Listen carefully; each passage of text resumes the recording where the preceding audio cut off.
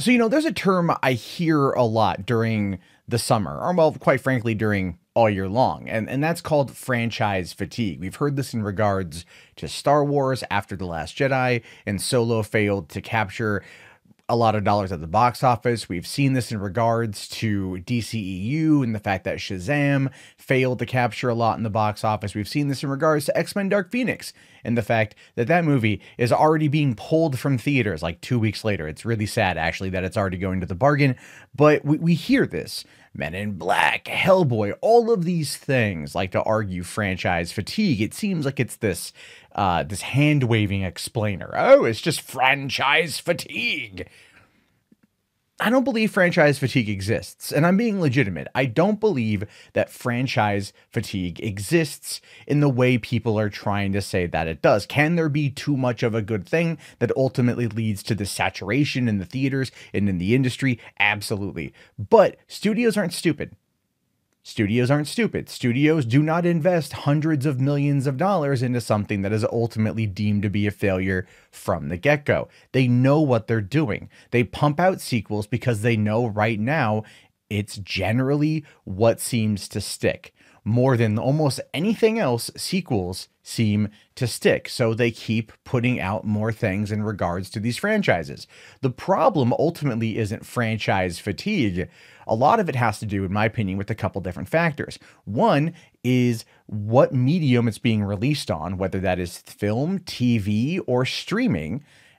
And two, China. And I know China is a weird one to say, but I'll get to that here in a second. So when it comes to the other mediums, right, not just film, we see this, right? Look at the Arrowverse. The Arrowverse has a number of shows over there on the CW. I mean, they're getting ready to add Batwoman as they're exiting out Arrow. They're going to be creating more and more and more. I mean, there's like 6 of them, right? And well, on top of that, you've got the running DCEU that runs parallel, and the two don't overlap, which is really dumb. Then you've got DC Universe, and DC Universe has 3 shows over there that apparently don't overlap, which is dumb because people like there to be a connected universe, and we all know how bad DC is at running that particular angle. But that's never been brought up in regards to franchise fatigue. It just never does, because it's playing into different mediums. So nothing ever gets used as a result on that. And if the quality of the product is good, if the show is good, like let's say Doom Patrol and even Titans ended up being heavily lauded, and people who are watching Swamp Thing really seem to like it, and people who are enjoying the CW shows really seem to talk those things up. So the quality of product is there, and people are watching it. So you can't really argue franchise fatigue if people are actually sitting down and watching the content. Same goes for Star Wars. Does Star Wars have franchise fatigue? Not at all. Not in the slightest. Not at all. Solo is the only movie that bombed. Why did it bomb? It's Memorial Day weekend. It's 6 months after The Last Jedi. It was a movie that was maybe poorly conceived, but I think behind the scenes drama is one of the things that hurt it, never mind middling review scores. And ultimately, that movie is not the result of franchise fatigue. There's so many other angles and aspects that went into that particular film is the reason why it didn't do as well as it did. Again, I argue if they would have pushed that movie back to December, it would have done a lot better. For those who want to argue, well, what about Aquaman and it getting $1 billion? It didn't have Star Wars to contend with, and we already know that DC would have jumped if they were playing a game of chicken. They would have blinked first. They would have moved release dates. That's not even a question in my mind, because they've done it before with Civil War versus Batman v Superman, both of which in the original release date were vying for the opening of May 2016, and BVS moved itself forward by 5 weeks as to get out of the way of Civil War. We already know that, so it's not even an argument at this point. Franchise fatigue, if the movies are good or if the shows are good, none of it matters. Not a goddamn thing matters if it's good. That's the problem. It's not always very good. Now, in some cases, like I would say Dark Phoenix, there was a lot of problems in regards to the studio merger. That ultimately killed that film. The reshoots were done as to not be very similar to the ending of Captain Marvel, which I think was probably for the best. The ending of Dark Phoenix was far better than the ending of Captain Marvel. I mean, my God, it was pure comic book. It was great, but it just did not do very well. And that's because not because of franchise fatigue, but because the movie was absolutely inconsequential, and audiences who are big fans of these films now know that it's the end and just didn't want to give it any money. They didn't want to give it any time, because why invest into something emotionally that you already know is going to be the end, and it's going to be rebooted in a couple years. That is kind of where we are, and that not isn't really franchise fatigue, because it wasn't that it's so much of something that you just stop caring. All the other factors involved add to that particular thought process. Now, when I mentioned China earlier, this is something that's been happening for a couple of years. And I think if you really look at a lot of these summer blockbusters, these huge tentpole summer blockbusters, like, for example, Men in Black International, if you go and you watch the movie, it says Columbia Pictures and Tencent.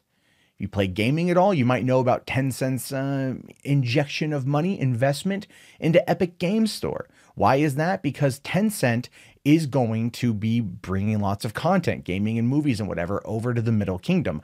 Hollywood wants the Middle Kingdom. They can't really do much with India. And that's got, what, 1.1 billion people in that country. They've got Bollywood. They've got their own thing. Yes, some of our movies go there, but we've never fully been able to do as exceptionally well in India as I think they want to, because the culture there is vastly different. In regards to China, the very restrictive, very regressive nature of China, especially mainland China, is now seeing this emerging middle class.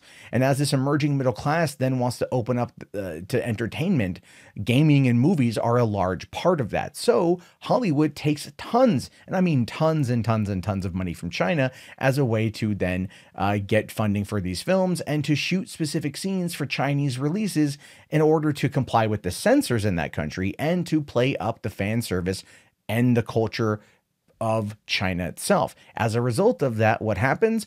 We get dumber stories by proxy, and that has everything to do with the translation. And I don't like it, by the way. I don't like it one damn bit, because I don't want to be told a dumber story in order to reach an audience of people just because of translation. And I feel that it's also doing them a disservice, because it's treating them like they can't understand a more complex story or a more complex script.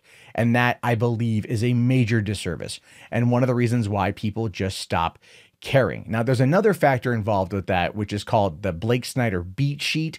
And as this isn't necessarily compared, or this doesn't really add to franchise fatigue, but the reason why I bring it up is because if you want to know why you can probably predict how most stories are going to turn out, like you somehow intrinsically can just figure out a story, who the bad guy is, where the final scene's going to take place, what's the weapon that they use to kill him, everything that kind of feels really familiar. It's because in Hollywood, since like I want to say the late 90s, there's been this Bible. It's called the Blake Snyder beat sheet, and it's for early screenwriters to learn how to write and compose a script. And it tells you on page 10 this happens, on page 30 this happens, so on and so forth, until the end of the 90 to 120 page screenplay. I know this because I've read it, and I've written about 4 screenplays directly following the beat sheet as just a guideline. The problem with it is, though, is a lot of other people in Hollywood do the exact same thing, and studios are just looking for, they don't ever stop them, to be fair. And that's a big problem too, but that's a subject for another day. So ultimately, looking at franchise fatigue as a whole, no, I don't believe it exists. I think that when it comes to, let's say, something like Star Wars, if franchise fatigue existed, Star Wars Resistance wouldn't be getting a season 2. The Mandalorian wouldn't be as hyped as it is, and people wouldn't be as excited. Cassian Andor wouldn't have been announced. All the other Star Wars content going to television or Disney Plus is not going to be coming. We wouldn't be getting a bunch of Marvel MCU series like WandaVision and Falcon and Winter Soldier and the Loki show and Hawkeye. We wouldn't be getting all of those things if franchise fatigue existed in the way of which it gets used more predominantly in this culture. We would not be getting that. Hollywood would be going back to the drawing board. And yeah, I just don't believe it exists. It has more to do, I think, with, and theatrically speaking, to reach the Middle Kingdom. And they're going to do that at the expense of story. And that does a disservice to people in all cultures, because they're treated like they can't adapt it. And that is a problem. That is a major, major problem. So look, you can agree with me, you can disagree with me, and that's cool. I really want to hear your thoughts on this one. Do you feel that franchise fatigue is a real thing? If so, which franchises do you think are the most impacted, and what would you do to fix it? How would you save the day? I want to know how you feel about this. Let me know down in the comments. My name is, of course, Matt Jarbo. This has been 3 Buck Theater. If you made it this far, go ahead and type in franchise in the chat so I know, as well as tossing it a thumbs up and subscribing if you're new. I'll talk to you guys later. Have yourself a great day, and peace out.